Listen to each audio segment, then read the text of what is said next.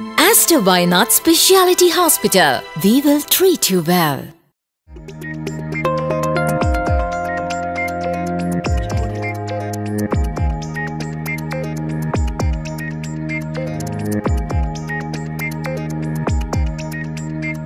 നമസ്കാരം. Aster Wayanad speciality hospital ഒപ്പം Wayanad vision ചേർന്നൊരുക്കുന്ന ആരോഗ്യ ദർശനത്തിൻ്റെ പുതിയ എപ്പിസോഡിലേക്ക് എല്ലാവർക്കും സ്വാഗതം. കഴിഞ്ഞ എപ്പിസോഡുകളിൽ ചർച്ച ചെയ്ത കാര്യങ്ങളൊക്കെ നമ്മൾ പല രോഗങ്ങളെക്കുറിച്ചും നമ്മുടെ ജീവിത രീതികളെക്കുറിച്ചും ഒക്കെ ചർച്ച ചെയ്തു. കൂടുതൽ ഉപകാരപ്രദമായിട്ടുണ്ടാകും എന്നുള്ള പ്രതീക്ഷയിൽ ഇന്ന് പുതിയൊരു വിഷയമാണ് നമ്മൾ ചർച്ച ചെയ്യുന്നത്. നമ്മുടെ സമൂഹത്തിൽ ഓപ്പറേഷൻ എന്ന് പറയുന്നത് പല രോഗങ്ങൾക്കും പല കാരണങ്ങൾ കൊണ്ടും ഓപ്പറേഷൻ വരെ എത്താറുണ്ട്. പക്ഷേ ഈ ഓപ്പറേഷന് ശേഷം മുറിവുകളുടെ പരിചരണം എങ്ങനെയാവണം? കാരണം ഓപ്പറേഷൻ നടത്തിക്കഴിഞ്ഞാൽ പിന്നീടുള്ള പരിചരണത്തിലൂടെയാണ് ആ രോഗിക്ക് ഏറ്റവും നന്നായി അവരുടെ നോർമലായിട്ടുള്ള ജീവിത രീതിയിലേക്ക് കടന്നു വരാൻ സാധിക്കുക. അപ്പോൾ ഓപ്പറേഷന് ശേഷം മുറിവുകൾ എങ്ങനെ കൈകാര്യം ചെയ്യണം, എത്രത്തോളം പരിപാലിക്കേണ്ടതുണ്ട്, എത്രത്തോളം ശ്രദ്ധിക്കേണ്ടതുണ്ട് എന്നുള്ള കാര്യങ്ങളെക്കുറിച്ചൊക്കെയാണ് നമ്മൾ ചർച്ച ചെയ്യുന്നത്. അതിനുവേണ്ടി ആരോഗ്യ ദർശനത്തിൻ്റെ ഈ വേദിയിൽ എത്തിയിരിക്കുന്നത് സില്ലിക്കുട്ടി, സൂപ്പർവൈസർ ഇൻഫെക്ഷൻ കൺട്രോൾ ഡിപ്പാർട്ട്മെൻറ്റാണ് ആസ്റ്റർ വയനാട് സ്പെഷ്യാലിറ്റി ഹോസ്പിറ്റലിൽ. അപ്പോൾ നമുക്ക് സ്വാഗതം ചെയ്യാം വേദിയിലേക്ക്. നമസ്കാരം. നമസ്കാരം. അപ്പോൾ നമ്മൾ ഓപ്പറേഷന് ശേഷമുള്ള മുറിവുകളുടെ കാര്യത്തിലുള്ള ശ്രദ്ധ, അതാണ് നമ്മുടെ ചർച്ച. അപ്പോൾ തുടക്കം അങ്ങനെ തന്നെ ആവാം. പിന്നെ ഒരു ഓപ്പറേഷൻ കഴിഞ്ഞിട്ടുണ്ടെങ്കിൽ രോഗികളെ പലപ്പോഴും വീട്ടിലേക്ക് വരുന്നുണ്ട്. ഹോസ്പിറ്റലിൽ കിട്ടുന്ന ആ ഒരു കെയർ ആവില്ല വീട്ടിൽ പലവിധ ചുറ്റുപാടുകളും അന്തരീക്ഷമൊക്കെ ആയിരിക്കും. തീർച്ചയായും വലിയ പ്രാധാന്യമുള്ളൊരു വിഷയം തന്നെയാണ്. എന്തൊക്കെയാണ് ഓപ്പറേഷന് ശേഷം മുറിവുകളുടെ കാര്യത്തിൽ ശ്രദ്ധിക്കേണ്ട കാര്യങ്ങൾ, എങ്ങനെയാണ് പരിചരണം? സാധാരണയായിട്ട് ശസ്ത്രക്രിയയ്ക്ക് ശേഷം മുറിവുകളുടെ പരിചരണം വളരെ പ്രാധാന്യം അർഹിക്കുന്ന ഒന്നാണ്. അപ്പം നമ്മൾ ഡിസ്ചാർജ്, അതായത് ഒരു ഹോസ്പിറ്റൽ കാലയളവിനുള്ളിൽ അവരുടെ ഒരു ഓപ്പറേഷന് വിധേയമായിരുന്ന രോഗി ആ ഒരു കാലയളവിനുള്ളിൽ രോഗികൾക്ക് ഡിസ്ചാർജ് വരെയുള്ള കാര്യങ്ങളിൽ നഴ്സുമാരുടെയും ഡോക്ടർമാരുടെയും ഒക്കെ പരിചരണത്തിൻ്റെ ഭാഗമായി സാധാരണയായി അണുബാധകൾ വളരെ കുറവാണ് റിപ്പോർട്ട് ചെയ്യപ്പെടുന്നത് ഡ്യൂറിങ് ഹോസ്പിറ്റലൈസേഷൻ. പക്ഷേ അവർ ഡിസ്ചാർജ് ആയി പോയതിന് ശേഷം ഒരു 10 മുതൽ 15 വരെ ഉള്ള ദിവസങ്ങളിൽ രോഗി തിരിച്ചു വരുന്ന ഒരു നമ്മൾക്ക് കാണാൻ കഴിയും. കാരണം രോഗിക്ക് അണുബാധയുടെ ഒരു ലക്ഷണങ്ങളോടുകൂടി അവർ തിരിച്ചു വന്ന് OPD-യിലൊക്കെ കാണുന്നതാണ്.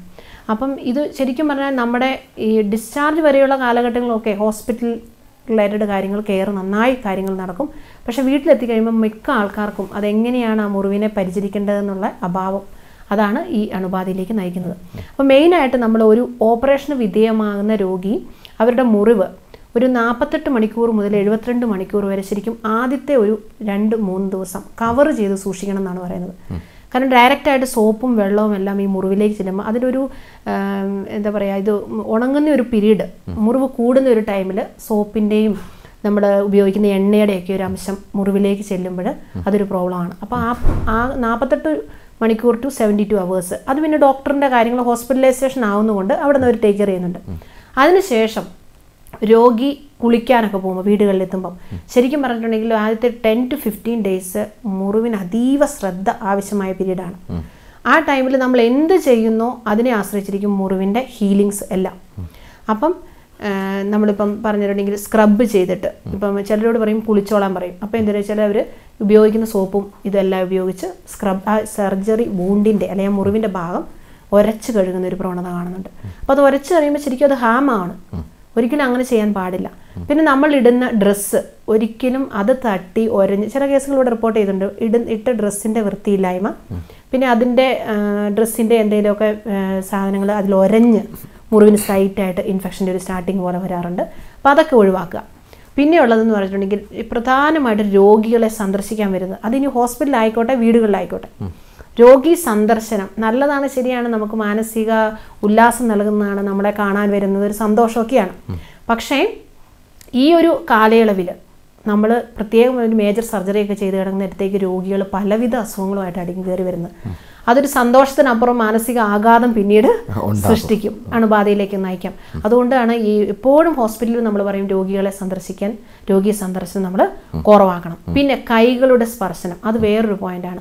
അതായത് പിന്നെ രോഗി കൈകൾ കൃത്യമായി വൃത്തിയില്ലാതെ മുറിവുകളിൽ ടച്ച് ചെയ്യുക, ഇപ്പം ശരിക്കും പറഞ്ഞാൽ ഈ ഒരു ഉണങ്ങുന്ന സമയത്തിനുള്ളിൽ നമുക്ക് മുറിവിന് സാധാരണ ഓപ്പറേഷൻ വിധേയമാർക്ക് മനസ്സിലാവും, ഒരു ചൊറിച്ചിൽ വരും മുറിവിൻ്റെ ഭാഗത്ത്. ചിലപ്പോൾ അത് ഹീലിങ്ങിലേക്ക് നയിക്കുന്നതായിരിക്കാം, ചിലപ്പോൾ അത് അണുബാധയിലേക്ക് നയിക്കുന്നതായിരിക്കാം, അതിൻ്റെ ലക്ഷണങ്ങളായിരിക്കാം. അപ്പം രോഗി അത് നമ്മുടെ കൈകളുടെ ശുചിത്വ കുറവ് കൊണ്ട് അവിടെ ഇങ്ങനെ ചൊറിയുമ്പോഴേക്ക് വീണ്ടും അത്, അപ്പോൾ കയ്യിൽ എന്താണോ അണു ഉണ്ടായിരുന്നത് അത് ഓൾറെഡി മുറിവിലേക്ക് പറ്റി, അത് വരുന്നു. പിന്നെ എന്ന് വെച്ചിട്ടുണ്ടെങ്കിൽ പ്രധാനമായിട്ട് ശ്രദ്ധിക്കേണ്ടത്, നമ്മുടെ ഒരു ഓപ്പറേഷന് വിധേയമാകുന്ന രോഗി എന്ന് പറയുമ്പം അവരുടെ ശരീരത്തിൽ നിന്ന് ഒത്തിരി ധാതു ലവണങ്ങളും വെള്ളം എല്ലാം നഷ്ടമായി, ഈവൻ ബ്ലഡ് വരെ നഷ്ടപ്പെട്ടിരിക്കുന്നത്. ഇപ്പോൾ സാധാരണ ഒരു ഓപ്പറേഷൻ വിധേയമാകുന്ന രോഗി ഒരു 12 മുതൽ 14 വരെ HBയുടെ ലെവലുമായിട്ട് വരുന്നയാളാണ്. ഓപ്പറേഷൻ കഴിയുന്നവരോട് 9-10 എന്ന അവസ്ഥയിലേക്ക് തിരിച്ചു പോകുന്നുണ്ട്. അപ്പോൾ വലിയ മേജർ സർജറിയാണ്, ബ്ലഡ് ലോസ് ആയിട്ടുണ്ടാകും. അപ്പോൾ ഇതെല്ലാം തിരിച്ച് പോസ്റ്റ് കെയറിനകത്ത് വേണം, നമുക്കതെല്ലാം അവരെ പഴയപടിയാക്കണം.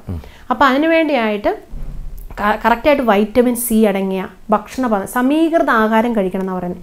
മെയിനായിട്ട് vitamin C, zinc, iron, protein അടങ്ങിയ ഫുഡ്, ഇതൊക്കെ ശരിക്കും പറഞ്ഞാൽ ഇതൊക്കെ നമ്മൾ പറയുമ്പോൾ അവർക്ക് മനസ്സിലാവില്ല. പക്ഷേ ഇതൊക്കെ ഒരു തരത്തിൽ അല്ലെങ്കിൽ മറ്റു തരത്തിൽ നമ്മുടെ സ്കിന്നിനെ ഹീലിങ്ങിലേക്ക് നയിക്കുന്നതാണ്. അപ്പോൾ വൈറ്റമിൻ സി എന്ന് പറഞ്ഞാൽ അടങ്ങിയ ഭക്ഷണ പദാർത്ഥങ്ങൾ നമ്മുടെ ഫ്രൂട്ട്സ് ഐറ്റംസ്, ഓറഞ്ചിലൊക്കെ ഒത്തിരി വൈറ്റമിൻ സി ഉണ്ട്. പ്രോട്ടീൻ റിച്ച് അല്ലെങ്കിൽ സിങ്ക് റിച്ച് ആയിട്ടുള്ള ഫുഡുകൾ എന്ന് പറയുമ്പം നമ്മൾ മെയിനായിട്ട് പാലുൽപ്പന്നങ്ങൾ, മത്സ്യം, മാംസം.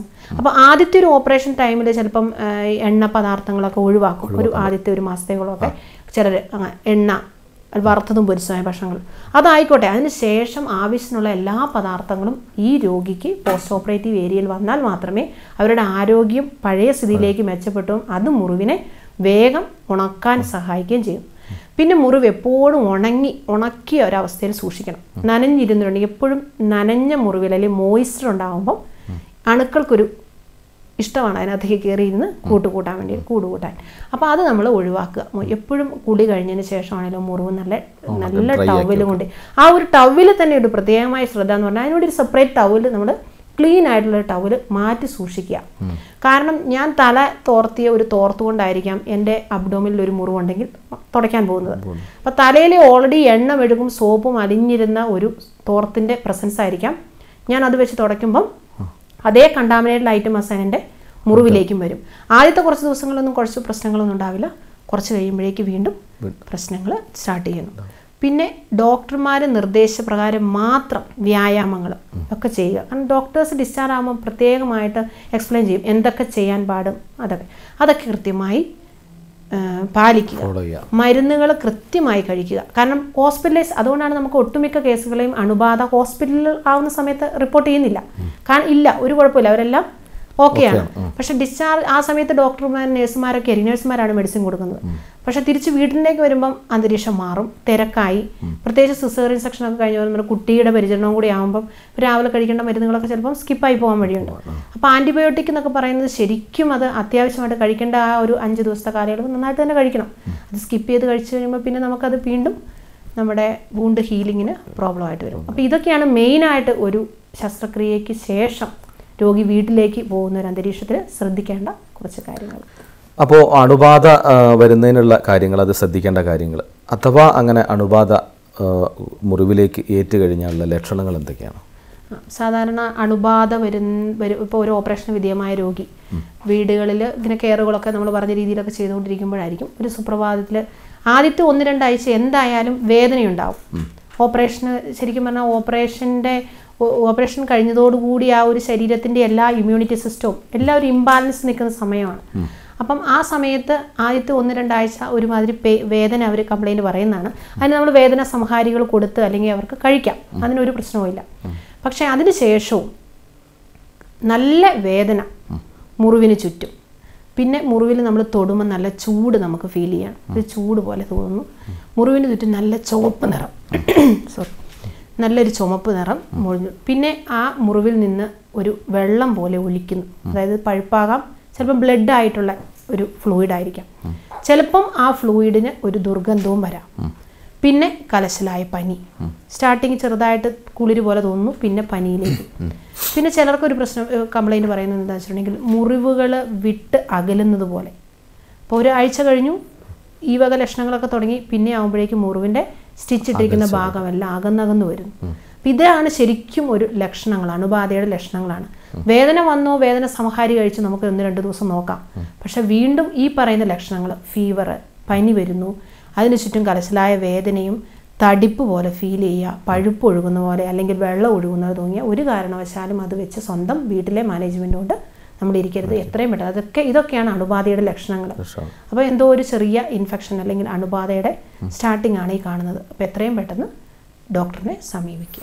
ഇപ്പോൾ സർജറി നടത്തുമ്പം പിന്നെ ഈ പ്രഗ്നൻസി സർജറികളായിക്കഴിഞ്ഞാലും പഴയ സ്റ്റിച്ചിങ്ങിന് പകരം മറ്റൊരു മെത്തേഡ് യൂസ് ചെയ്യുന്നില്ലേ?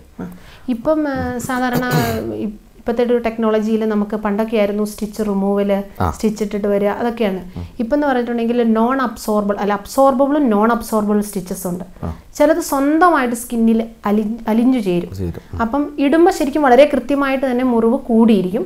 പുറത്തുനിന്ന് നമുക്ക് സ്റ്റിച്ച് ഇട്ടതായി തോന്നത്തില്ല, അകത്ത് തന്നെ അത് കൂട്ടിയിരിക്കുന്ന പോലെ തോന്നും.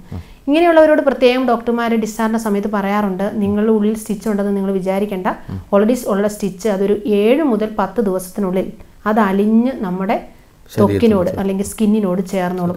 അതുകൊണ്ട് യാതൊരു പ്രോബ്ലംസും വരാറില്ല.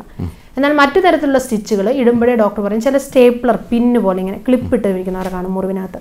അപ്പോൾ അതൊക്കെ എന്ന് പറയുമ്പോൾ ഡോക്ടർമാർ പറയും ഒരു 10 മുതൽ 14 ദിവസത്തിനുള്ളിൽ തിരിച്ചു വന്ന് അത് എടുക്കണം നമ്മൾ. അപ്പോൾ വളരെ കൃത്യമായിട്ട് OPD-കളിലോ അല്ലെങ്കിൽ അടുത്ത നിയർ ബൈ ക്ലിനിക്കുകളിലൊക്കെ വന്ന് അത് സ്റ്റിച്ച് റിമൂവ് ചെയ്തതിന് ശേഷം ബാക്കി കാര്യങ്ങൾ ഡീൽ ചെയ്യുമ്പോൾ കൃത്യമായിട്ടും അത് ഉണങ്ങും വേഗം. അപ്പോൾ പിന്നെ ഈ ഓപ്പറേഷൻ രീതികളിൽ വന്ന മാറ്റങ്ങൾ പിന്നെ രോഗികൾക്ക് ഏതെങ്കിലും തരത്തിൽ പുതിയതായിട്ട് ഇപ്പോൾ ടെക്നോളജി ഒരുപാട് വികസിച്ചു, ഒരുപാട് മാറി, അപ്പോൾ അവരുടെ പരിചരണത്തിൽ അങ്ങനെ എന്തെങ്കിലും വ്യത്യാസങ്ങളുണ്ടോ? അവരുടെ പരിചരണത്തിൽ എന്ന് പറയുമ്പോൾ ഇപ്പോൾ തന്നെ സ്റ്റിച്ച് ഇട്ടിട്ടുള്ള ഒരു വിഷമം എപ്പോഴും തന്നെ എല്ലാവരും സ്റ്റിച്ച് ഇല്ലാത്തതും മാർക്ക് വരാത്തതുമായ സർജറികളാണല്ലോ തിങ്ക് ചെയ്യുന്നത്. ഇപ്പം നമ്മളിപ്പോൾ പറയുന്ന പോലെ ചെറിയൊരു മുറിവിന് പണ്ടത്തെ കാലത്ത് നമ്മൾ സ്റ്റിച്ച് ഇടുമ്പോൾ അവിടെ ഒരു പാട് വരും. ഇപ്പോഴത്തെ സർജറികളൊക്കെ ചെയ്ത് കഴിഞ്ഞാൽ അവിടെ ഒരു ലൈറ്റായിട്ടുള്ള പാടേ നമുക്ക് കാണാൻ പറ്റുള്ളൂ. കാരണം ഓൾറെഡി ഉള്ളിൽ നിന്നുള്ള സ്റ്റിച്ച് അത് അലിഞ്ഞു പോയി അവിടെ ഒരു മാർക്കിൻ്റെ ഒരു ഇത് ഉദിക്കുന്നില്ല, അതിനകത്തൊരു പ്രശ്നം ഉദിക്കുന്നില്ല. അപ്പോൾ എപ്പോഴും അഡ്വാൻസ്ഡ് ടെക്നോളജിനെയാണ് ആളുകൾ ആശ്രയിക്കുന്നത്. പിന്നെ അതേപോലെ തന്നെ ഈ പരിസരവും കാര്യങ്ങളുടെ ശുചീകരണം, അതുപോലെ ഇപ്പോൾ വീടുകളിൽ കൊണ്ടുപോയിട്ടുണ്ട് ഈ രോഗിയെ കിടത്തുന്ന സ്ഥലം. ഇപ്പം സർജറി എന്ന് പറഞ്ഞാൽ ഇപ്പം നമുക്ക് കൂടുതൽ നടക്കുന്നത് പ്രഗ്നൻ്റ് ആയിട്ട് വരുന്ന സർജറികളാണ് കൂടുതൽ. അപ്പോൾ അത്തരം കാര്യങ്ങളിൽ ഒരു ശ്രദ്ധ വേറെ തന്നെയായിരിക്കും. പക്ഷേ അതിനും അപ്പുറത്തേക്ക് നമുക്ക് എല്ല് പൊട്ടുക, എല്ല് പുറത്തേക്ക് വരിക, അങ്ങനെയുള്ള സംഭവങ്ങൾ നടക്കുന്ന സർജറി, അതുമായി ബന്ധപ്പെട്ട മുറിവുകൾ, അതൊക്കെ എങ്ങനെ കെയർ ചെയ്യാൻ പറ്റും? പ്രത്യേകിച്ച് ഒരു വീട്ടിലൊക്കെ ഉള്ള സമയത്ത് അത് കെയർ ചെയ്യാൻ പറ്റുന്ന പ്രത്യേകിച്ച് നമ്മൾ ഓർക്കേണ്ട ഒരു കാര്യം എന്ന് പറഞ്ഞാൽ ഇപ്പം മേജർ സർജറികളിൽ നമ്മുടെ അബ്ഡോമിനൽ അങ്ങനെയുള്ള ഏരിയകളിലൊക്കെ സർജറി ചെയ്യുമ്പം എന്ന് പറയുമ്പം അതിന് നമുക്ക് ആസ് യൂഷ്വൽ ചെയ്യുന്ന കാര്യങ്ങൾ എല്ലാം ഒരുപോലെ ആയിരിക്കും. ഡോക്ടർ സ്റ്റിച്ച് എടുക്കുന്നു അല്ലെങ്കിൽ സ്റ്റിച്ച് റിമൂവ് ചെയ്യാൻ വേണ്ടി പറയുന്നു, ക്ലീൻ ചെയ്യുന്നു, എങ്ങനെയാണ് ഡ്രസ്സിങ് ചെയ്യുന്നതിനെ കുറിച്ചുള്ള ഹോസ്പിറ്റലിൽ തന്നെയാണ് ഒട്ടുമിക്ക ഡ്രസ്സിങ്ങുകളും കാര്യങ്ങളൊക്കെ ചെയ്യുന്നത്. എന്നാൽ എല്ലിൻ്റെ ഓപ്പറേഷൻ എന്ന് പറയുമ്പോൾ ഒരു പടിയും കൂടി നമ്മൾ അതീവ ശ്രദ്ധ പുലർത്തുന്നതാണ്. കാരണം എല്ലിന് വന്ന ഒരു ഓപ്പറേഷൻ അല്ലെങ്കിൽ എല്ലിന് നേരിട്ട ഒരു ക്ഷതം മൂലം ഒരു ഓപ്പറേഷന് വിധേയമാകുന്ന രോഗി എന്ന് പറഞ്ഞാൽ ഒരു അണുബാധയിലേക്ക് അത് നയിച്ചാൽ നമുക്ക് തന്നെ അറിയാം ബോൺ ഇൻഫെക്ഷൻ, അത് പിന്നെ ക്യൂർ ആവാൻ എടുക്കുന്ന സമയം ഒത്തിരി സമയമെടുക്കും. അപ്പം എല്ലിന് ഓപ്പറേഷൻ ചെയ്യുന്ന ഇവിടെ നമ്മുടെ തന്നെ എടുത്തതാണെങ്കിലും എല്ലിന് ഓപ്പറേഷൻ കഴിഞ്ഞാൽ ആൾക്കാർ വിസിറ്റേഴ്സിനെയൊക്കെ കംപ്ലീറ്റ് ആയിട്ട് നമ്മൾ റെസ്ട്രിക്റ്റ് ചെയ്യും. കാരണം അതിനകത്തൊക്കെ നമുക്കറിയാം എല്ലിൻ്റെ ഓപ്പറേഷൻ എന്ന് പറയുമ്പം നമ്മൾ പ്രോസ്തസിസുകൾ അല്ലെങ്കിൽ ഇംപ്ലാന്റുകൾ പുറത്തുനിന്ന് സാധനങ്ങൾ കമ്പിയുടെ സഹായത്തോടെ വെച്ച് പിടിപ്പിച്ചിട്ട് ഓപ്പറേഷൻ കഴിഞ്ഞിട്ട് രോഗിനെ വിടുന്നതാണ്. ആ സമയത്തൊക്കെ അണുബാധ ഈ പറയുന്ന കാര്യങ്ങൾ കൃത്യമായി ശ്രദ്ധിച്ചില്ലെങ്കിൽ വളരെ അത് കോംപ്ലിക്കേറ്റഡ് ആയിട്ട് പോകും. അപ്പം അതിനൊക്കെ അവരോട് കൃത്യമായിട്ട് പറയും. പ്രത്യേകിച്ച് എല്ലിൻ്റെ ഓപ്പറേഷൻ കഴിഞ്ഞവരോട് ഡോക്ടേഴ്സിൻ്റെ കൃത്യമായ നിർദ്ദേശങ്ങൾ പാലിക്കുക. വെയിറ്റ് എപ്പോഴാണ് എടുക്കേണ്ടത്, വെയിറ്റ് എപ്പോഴാണ് എടുക്കാൻ പാടില്ലാത്തത്, എന്തൊക്കെ ഭക്ഷണങ്ങളാണ് കഴിക്കേണ്ടത്. പിന്നെ ഓരോ തവണയും ഇപ്പം പ്ലാസ്റ്ററൊക്കെ ഇട്ട രോഗികളാണെങ്കിൽ പറയും ആ പ്ലാസ്റ്റർ ഇത്ര ദിവസത്തിനുള്ളിൽ നിങ്ങൾ കട്ട് ചെയ്യാൻ വേണ്ടി വരണം. ഇനി പ്ലാസ്റ്റർ കുറച്ച് ടൈറ്റ് ആയിട്ടുണ്ടെങ്കിൽ നമുക്ക് ഫീൽ ചെയ്യുവാണെങ്കിൽ പറയും അവരോട് എത്രയും പെട്ടെന്ന്. ചിലരാണെങ്കിൽ എന്താ പറയുക ഒരു 45 ദിവസം കഴിഞ്ഞ് ഡോക്ടർ വരാൻ പറഞ്ഞു എന്ന് പറഞ്ഞാൽ ആ ഒരു കാലയളവ് നോക്കിയിരിക്കും. പക്ഷെ അതിനകത്ത് അവർ അനുഭവിക്കുന്ന ചിലപ്പോൾ ടൈറ്റ്നെസ് കൊണ്ട് വിഷമങ്ങൾ, അണുബാധയുടെ ലക്ഷണങ്ങളൊക്കെ ഉള്ളിൽ നടക്കാം. പക്ഷെ അവർ 45 ദിവസത്തിന് വേണ്ടി വെയിറ്റ് ചെയ്യുവാണ് പിന്നെ ഡോക്ടറിന്. പിന്നെ വന്ന് നമ്മൾ ഡോക്ടറിനെ കണ്ട് തുറന്നു നോക്കുമ്പോഴേക്കും ഈ പറഞ്ഞ കാര്യങ്ങളിലേക്കൊക്കെ വ്യാപിച്ചിട്ടുണ്ടാകും. അപ്പോൾ അതുകൊണ്ട് എല്ലിൻ്റെ ഓപ്പറേഷൻ കഴിഞ്ഞ രോഗികൾ പ്രത്യേകം അവർ മുറിവിന് പ്രത്യേക ശ്രദ്ധ പ്ലസ് ഡോക്ടേഴ്സിൻ്റെ നിർദ്ദേശങ്ങൾ കൃത്യമായും ചിട്ടയായും പാലിച്ചിരിക്കണം. ശസ്ത്രക്രിയയ്ക്ക് ശേഷം ചെയ്യാൻ പാടില്ലാത്ത കാര്യങ്ങൾ എന്തൊക്കെയാണ്? ശസ്ത്രക്രിയയിൽ ഇപ്പോൾ തന്നെ ഞാൻ പറഞ്ഞു അണുബാധ ഉണ്ടാവും എന്ന് പറയുന്നുണ്ട്. ഇപ്പം ചില കേസുകളിൽ നമ്മൾ അണുബാധ എക്സ്പെക്ട് ചെയ്തുകൊണ്ട് തന്നെയാണ് സർജറിയിൽ മുന്നോട്ട് പോകുന്നത്. അങ്ങനെയുള്ള ചില കേസുകളാണ്. ഇപ്പോൾ എക്സാമ്പിൾ പറയാം, പ്രമേഹ രോഗി. ഒരു പ്രമേഹ രോഗി ശസ്ത്രക്രിയയ്ക്ക് വിധേയമാവുമ്പോൾ ശരിക്കും പറഞ്ഞാൽ അവരുടെ ഷുഗർ കൺട്രോൾ ആയിരിക്കണം എന്നാണ്. അപ്പോൾ ഷുഗർ കൺട്രോൾ ആകാത്തിടത്തോളം കാലം അത് നമ്മുടെ ബ്ലഡ് സ്ട്രീമിലെല്ലാം ഈ ഷുഗറിൻ്റെ പ്രസൻസ് ഉണ്ട്. ഞാനൊരു പ്രമേഹ രോഗിയാണെങ്കിൽ എൻ്റെ ബ്ലഡ് എടുത്ത് നോക്കുമ്പോൾ അതിൻ്റെ ആ ഷുഗറിൻ്റെ പ്രസൻസ് ഉണ്ട്.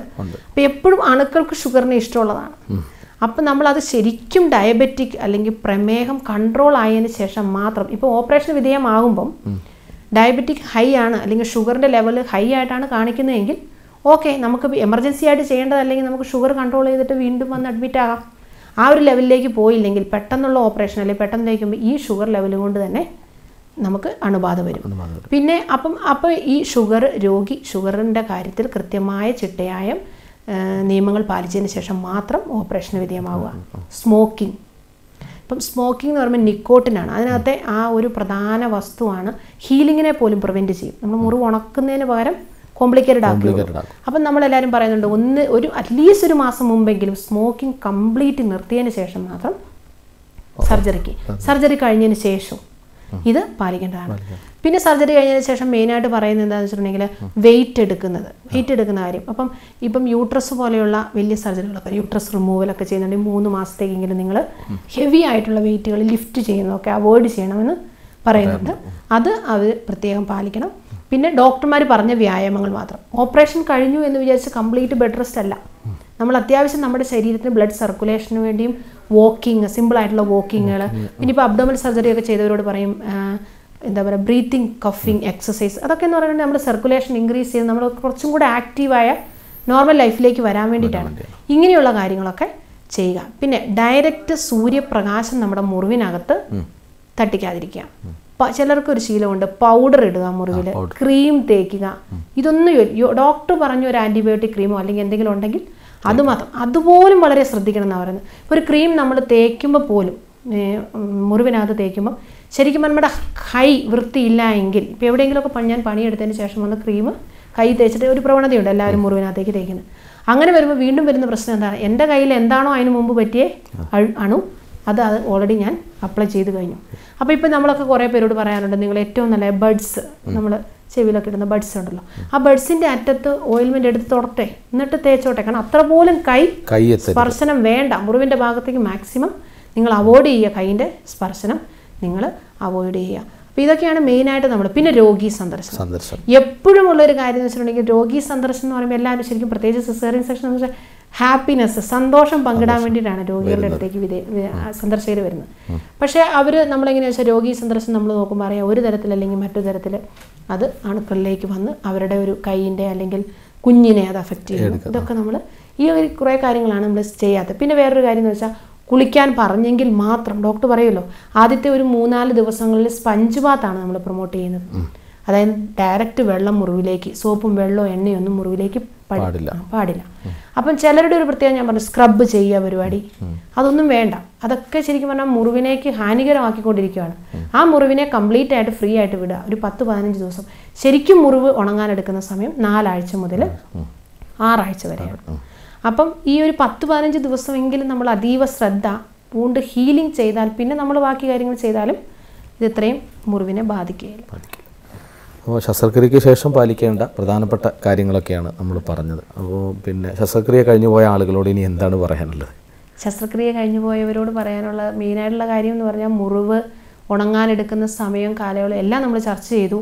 അപ്പം അതീവ ഗൗരവത്തോടു കൂടി തന്നെ എങ്ങനെയാണോ ഹോസ്പിറ്റലിൽ അഡ്മിറ്റായ സമയത്ത് കെയർ ചെയ്തതുപോലെ അതുപോലെ തന്നെ വീട്ടിലെ ഈ പറഞ്ഞ കാര്യങ്ങളൊക്കെ സിമ്പിളായിട്ട് നമുക്ക് ചെയ്യാവുന്ന കാര്യങ്ങൾ തന്നെയാണ്. അതെല്ലാം അത് കൃത്യമായും പാലിച്ചാൽ നമുക്ക് അണുബാധ അല്ലെങ്കിൽ രണ്ടാമതൊരു പ്രശ്നമായിട്ട് അഡ്മിറ്റ് ആവുക, പിന്നെ അതിന് ഒത്തിരി നാളുകൾ ശേഷം അത് ക്യൂർ ആക്കാൻ സമയമെടുക്കുന്നു, ഇതെല്ലാം നമുക്ക് അവോയ്ഡ് ചെയ്യാം ഈ നിയമങ്ങളെല്ലാം പാലിക്കുകയാണ്. ആരോഗ്യദർശനത്തിൻ്റെ ഈ എപ്പിസോഡ് ഇവിടെ അവസാനിക്കുകയാണ്. ആരോഗ്യദർശനത്തിൻ്റെ ഓരോ എപ്പിസോഡുകളിലും നമ്മൾ ചർച്ച ചെയ്തുകൊണ്ടിരിക്കുന്നത് വ്യത്യസ്തങ്ങളായ കാര്യങ്ങളെക്കുറിച്ചാണ്. നമ്മുടെ ജീവിത രീതികളിലെ, ജീവിത ശൈലികളിലെ രോഗങ്ങളെക്കുറിച്ച്, അതുപോലെ നമ്മൾ സ്ഥിരമായി കണ്ടുകൊണ്ടിരിക്കുന്ന, കേട്ടുകൊണ്ടിരിക്കുന്ന പലവിധ രോഗങ്ങളെക്കുറിച്ചുള്ള അറിവുകൾ ആരോഗ്യദർശനത്തിലൂടെ നിങ്ങളിലേക്ക് പകർന്നു നൽകുകയാണ് ആസ്റ്റർ വയനാട് സ്പെഷ്യാലിറ്റി ഹോസ്പിറ്റലും ഒപ്പം വയനാട് വിഷനും ചേർന്ന്.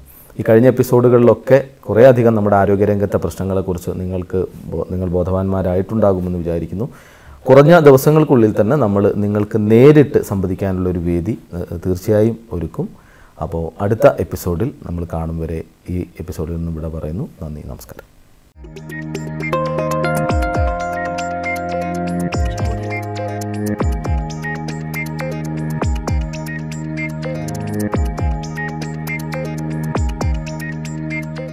Aster Vainath Speciality Hospital. We will treat you well.